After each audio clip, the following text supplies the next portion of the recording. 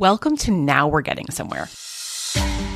I'm Katie, and I'm a certified life coach, but I've also been a management consultant at McKinsey and a product manager at a tech startup. In other words, I know what it feels like to have a life that looks pretty good on paper, but doesn't feel as good as I want it to.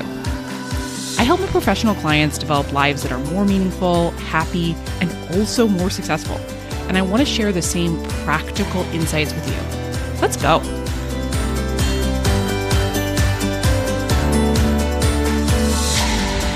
Hello, team.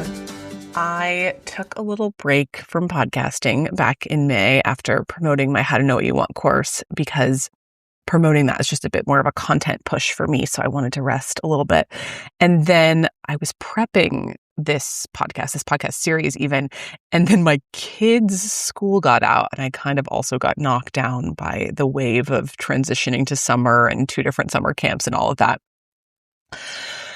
So I feel like I've been knocked down for a little bit off of my content game. And, there are some moments in life where I think we all get knocked down a little bit by life. And when that happens to me, I tend to mostly just focus on my one-on-one clients for a while and let kind of my content and marketing work go to the side. I feel so grateful that I have a business that lets me do that. And also, I miss doing podcasts and this kind of thing. So I'm excited to get back to it. And in particular, I have been thinking about this topic that I want to talk about today for a while now. A few months ago, I sent out an email to my newsletter community about how important it is to make sure that you have some energy in your tank at the end of the work week, because many of us do not do that. We give absolutely every single drop out to our work, and when it's the end of the day on Friday, we are at 0%. And there is a certain lens through which that impulse to do that can be a beautiful thing. Many people who are listening to this are people who care a lot about doing their best. They care a lot about doing really high quality work and delivering high quality work to their colleagues and managers and teams and clients. And that's clearly a beautiful thing. And also, it can cause some problems. One problem, of course, is that we may not have energy for other things that we need to do. I was just coaching 2 different folks in my How to Know What You Want course. And there were at least 2 people who wanted to change either careers or jobs. And they truly did not have the juice in their tank to do so on top of their jobs. They were just too tired. So the coaching then becomes, what are you going to do what are you going to change so that you have some juice in your tank? And of course, even if you're not trying to switch jobs or take on some kind of big outside of work goal, the interesting thing is that just emptying your tank completely to zero week after week after week can lead to a bit of a vicious cycle where your work itself becomes worse over time. I want to say more about that because I think that's a bit counterintuitive. We may tend to think, I'm leaving it all out in the field. Go me, I'm a hard worker. But when we have no energy left at the end of the day on Friday, then over the weekend, and frankly, this can happen on our weeknights as well, but we have no energy to invest in our recovery. So as a result, we're going to take on recovery activities that require very little investment of energy. When I talk about energy investment, the long-term listeners know what I'm talking about, but just to clarify, if you're new here, my take is that some energy activities that, give you back more energy, say getting a strength training workout in or reading a book or journaling, those activities give you back energy, right? But they also require a little bit of energy to invest. You have to have a little bit of energy in order to do them. And if you don't have that energy to invest, you probably won't do them. In fact, instead, you're going to probably default to activities that require zero energy investment or very, very low energy investment, like scrolling on Instagram or watching Netflix while you scroll on Instagram. Those kinds of activities don't require much or any energy investment to do them. And though that's true, they don't require any energy investment, they don't give you back a ton of energy as well. And if you don't get a ton back, then you start your work week with even lower energy, and then you have even less high quality focus and attention to give to your work, and you are likely to end up even more likely to end up totally empty at the end of the week because you started with less, and the quality of your work during the week will be lower because you have less high quality focus to give. And of course, there's other negative consequences too, because if you're Netflixing and Instagramming more than you're journaling and strength training, for example, and reading, then over time, of course, you're going to be more anxious, more scattered, less healthy, feeling less well. So there's lots of negative consequences that come from totally emptying your tank. And unfortunately, they do kind of tend to compound over time. Like if it's a week or 2 or a month or whatever, it's all fine. But many of us have been in this vicious cycle for months and often years. So this is all my pitch to say, ideally, we want to have some energy in our tanks at the end of the week. It's better for us as humans, and it's actually also better for our organizations because, as I've said, we can come back the next day, the next week with higher quality attention to do the cognitively demanding work that actually moves the needle. So I had sent out this sort of fairly short essay to my list, making some version of this argument. I'll link the actual essay in the show notes if you want to read it. And a newsletter subscriber, Rachel, wrote back to me and said, Katie, I loved your email yesterday and it gave me a lot to reflect on. I know that it will be so person/job specific, but I wondered if you would consider writing a newsletter about the how of making sure that there's still energy in your tank at the end of the week. I'd really appreciate some guidance on figuring out what might work. And I thought to myself, this is such a good point, Rachel. You're right. It is in some cases just saying to yourself, I'm going to save more energy at the end of the week. Sometimes that's enough. But for many of us, that's not. We have to get a little more practical and tactical. Okay, so the situation here is that I have logged a lot of hours prepping for this podcast, thinking through my points, thinking through my structure, finding client examples, a lot of hours. Because this topic could be a whole client engagement in and of itself. It would be a very fruitful client engagement in and of itself. I've had client engagements about this. So this podcast is not going to be just one podcast. It's going to be at least 2 parts. There might be a third. I have so much to say. This topic is so juicy. There's action that you need to take, but there's also a lot of stuff going on in your brain that we got to clean up. So I'm going to kick us off today, and I will continue in some future podcasts. And if this is what you need, and frankly, I think a lot of us need to figure out how to save some energy at work while keeping the quality of our output stable or increasing the quality of our output. If this is what you need, let's do it. Okay, so I want to start with my high-level approach to a problem like this. If any of you listening were my one-on-one client and you wanted to have some more energy in your tank at the end of the work week, the first thing I would do would be to say, okay, so right now, you've got nothing left, 0% left at the end of your work week. Let's set a goal for you to have, say, 25% in your tank still available at the end of the week. What is going to get in the way of you doing that? Why would you not be able to for sure get this done this week? And then I would sit back and let the client tell me every single reason why this would absolutely not work.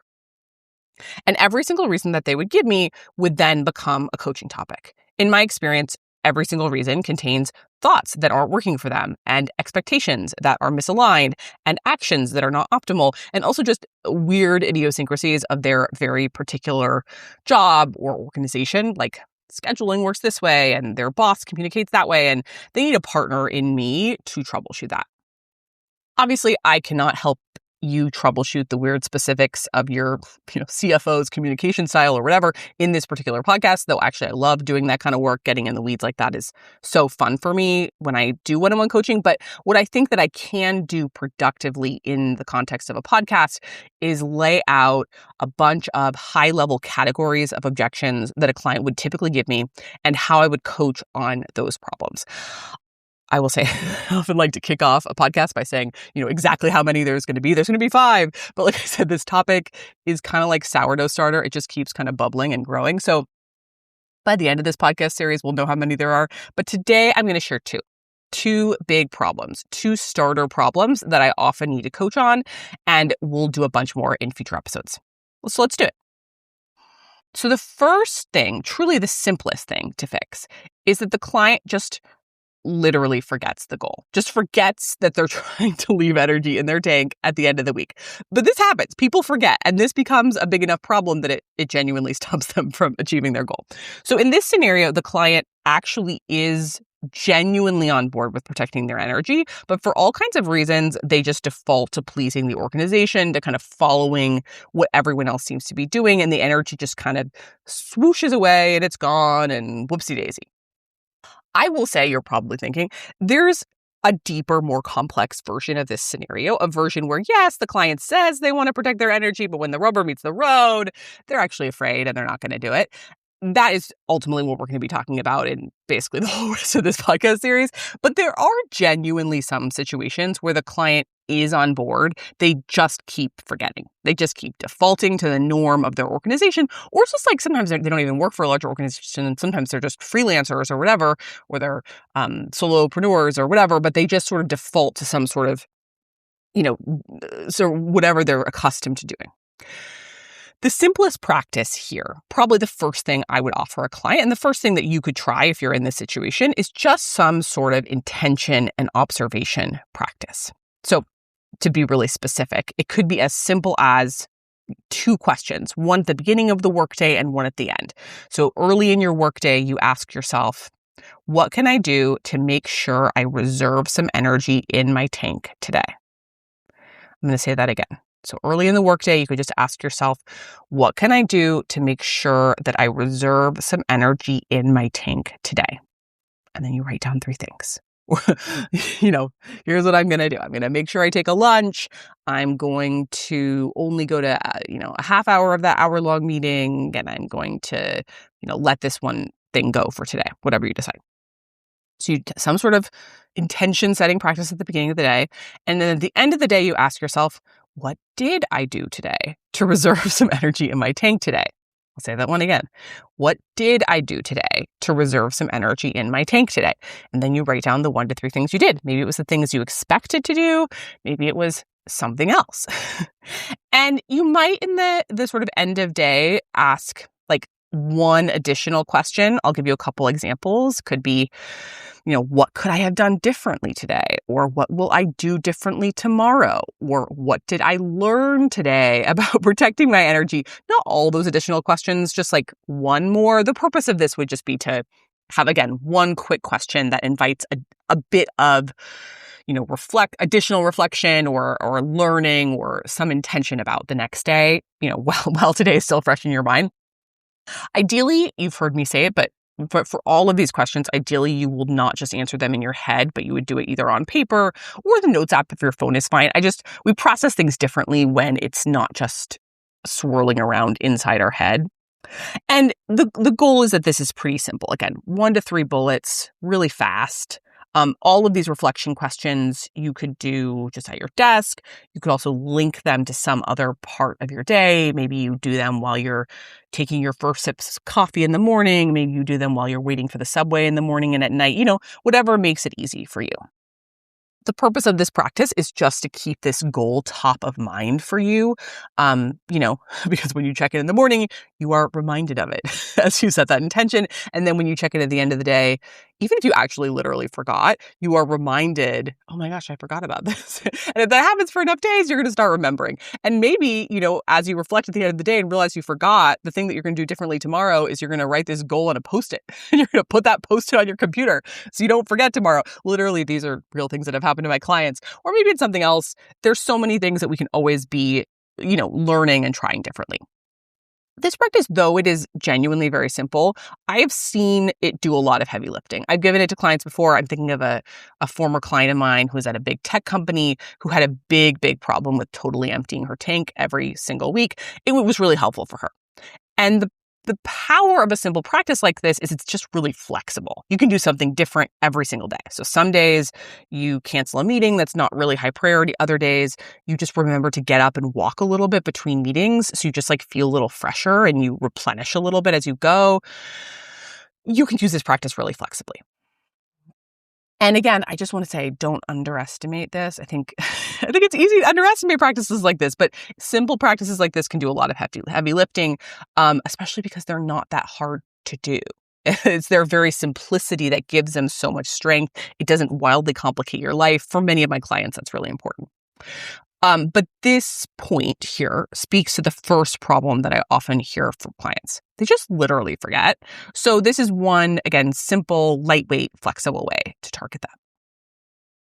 Okay, so now on to the second point I wanted to share in this podcast. Let's say that it's not actually so simple as, oh, I just forgot. Whoops. Because actually the client isn't just forgetting.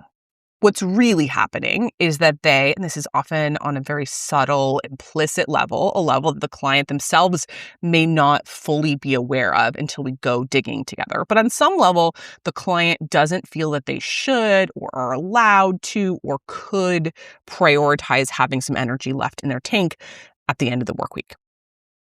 And all these feelings that they shouldn't have energy left in their tank at the end of the week, that they aren't allowed to save energy, that someone will get mad at them or be disappointed or complain or will affect their advancement, they all come down to this client, if we're being honest, not being sold on this goal. By being sold on this goal, I mean they don't actually believe that it is more important than the other goals that they have. Like their goal of giving their boss and their colleagues whatever their boss and their colleagues want, for example. And to get to an even deeper level here, with me, there's always deeper levels, right?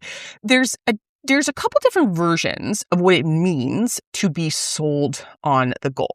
For some people, just the idea that saving energy is good for them, for their happiness, for their personal well-being, that's enough. Some people will go implement on that alone. But for many of my clients, that is not enough. For many of my clients, they are highly conscientious. If they feel like it's good for them, but it is bad for their colleagues or direct reports or boss or the organization as a whole, if they believe any of that, then when push comes to shove, they're not going to do it. So they need to be more sold than just believing, oh, it's good for me. They need to believe to at least some degree, or at least that it's possible, that it's not just good for them, but it's good for everyone. I'm going to say that one again. They need to believe on at least some level that it might be good not just for them, but for everyone.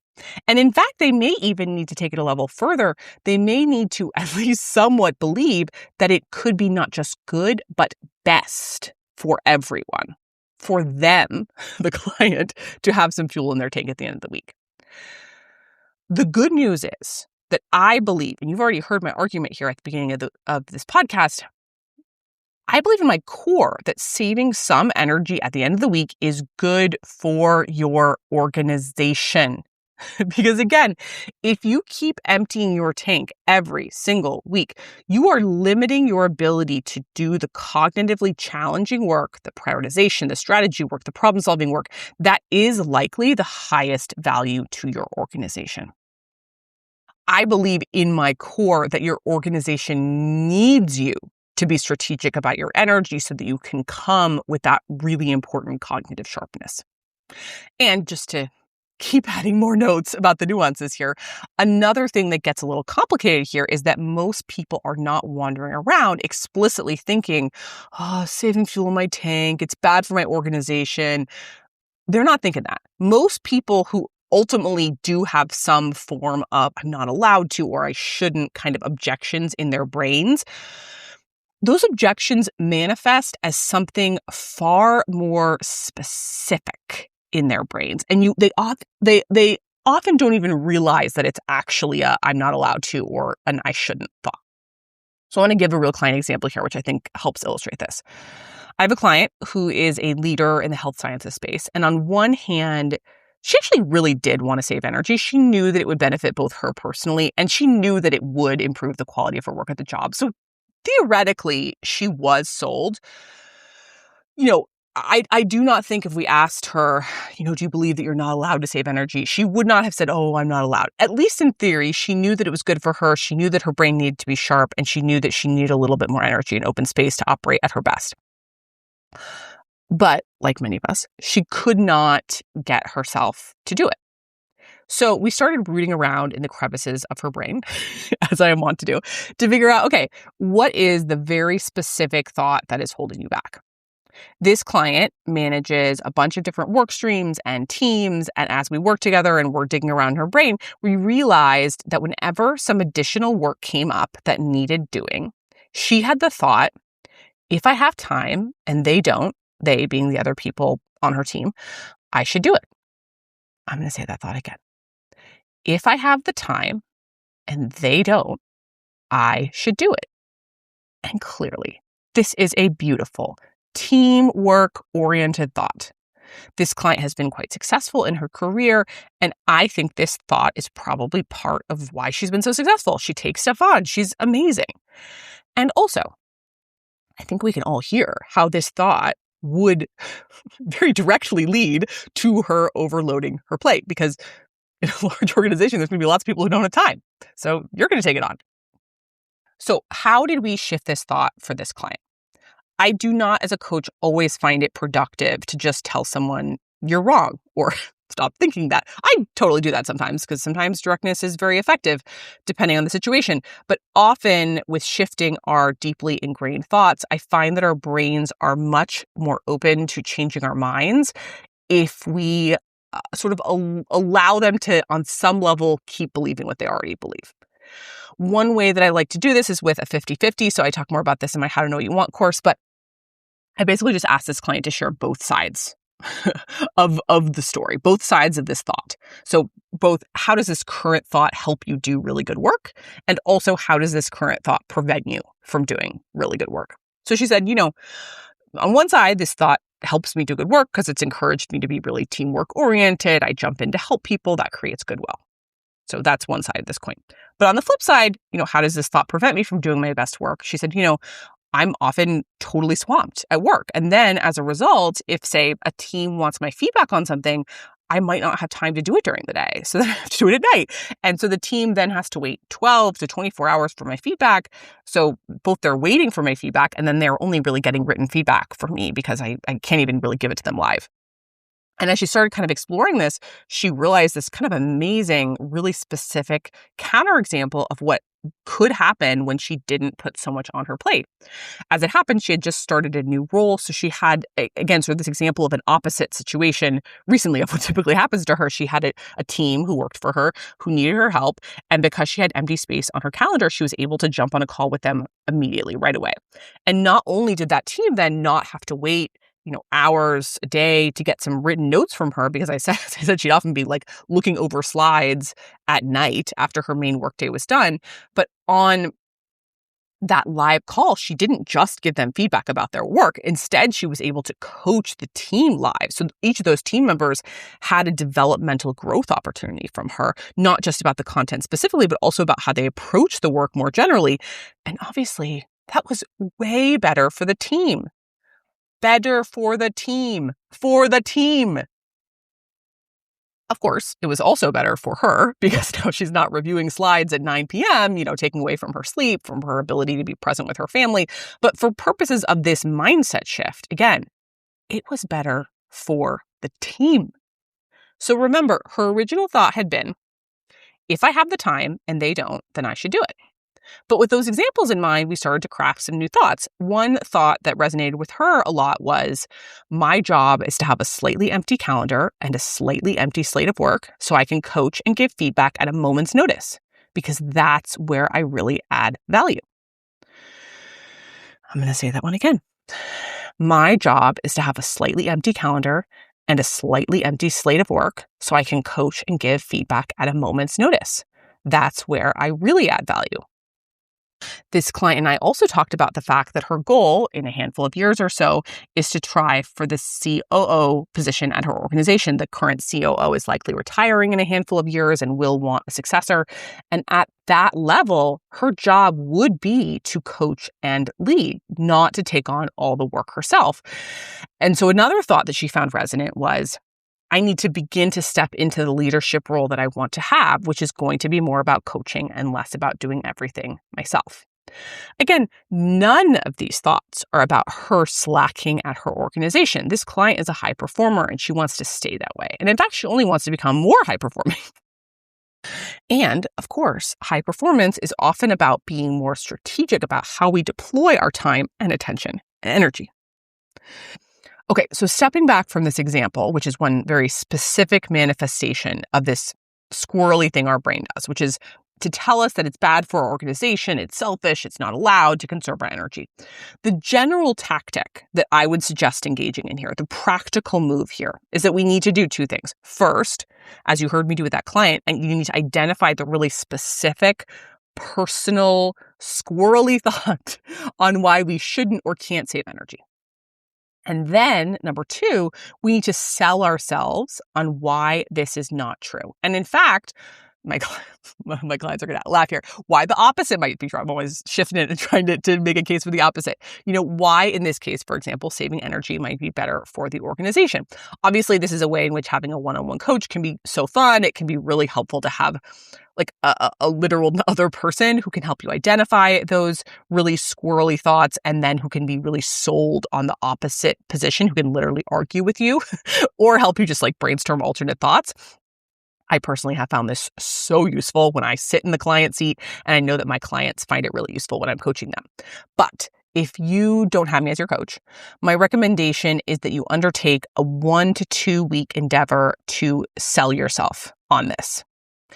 On a practical level, it could be as simple as making a list every single day for 7 to 14 days of why is it good for your organization for you to whatever it is, insert whatever it is that you're afraid to do. The sentence might be, why is it good for your organization for you to save energy? But ideally, as you heard with my client, ideally it would be even more specific. So to go back to that client example I was sharing, hers would be something like, it wouldn't be just saving my energy, because again, she's already at least theoretically sold on that. She needed to shift a much more subtle behavior. So for her, we would want to sell her on something like, why is it good for my organization for me to not jump in and take on work, even if I have time and other people don't? I'm going to say that one again. Why is it good for my organization for me to not jump in and take on the work, even if I have time and other people don't? Can you see the difference there? If you target your specific squirrely objection, you're going to get much better results, because our brain is so wiggly here. It's going to wiggle out unless you really pin it down on that specific area. So if you can come up with your specific objection, then you can make a list. So I guess let's use this client example because we're all familiar with it now.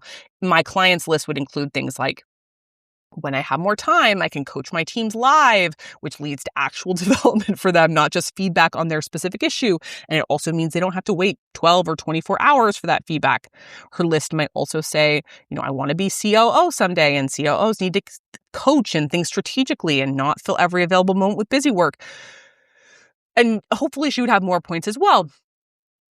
You will have your own points as you make a list like this. But the key is that it's not just making the list one time. Like, that's somewhat useful. But if you make it every day for 7 days or every other day for 14 days, whatever it is, the repetition is what sort of creates or strengthens certain neural pathways, makes those more useful thoughts easier to find. So you are literally more likely to find them when you need them. You might repeat some thoughts each time you make the list. That's fine. You don't have to have new thoughts every single time. Your best reasons will probably endure. But the key here, I've said it so many times, I've repeated myself so many times because I want you to get it, is the repetition. It's the repetition that's going to help the thoughts shift. There's lots of other practices we could talk about here, but I think this is a really simple one that, again, does a lot of heavy lifting to get you sold on the goal.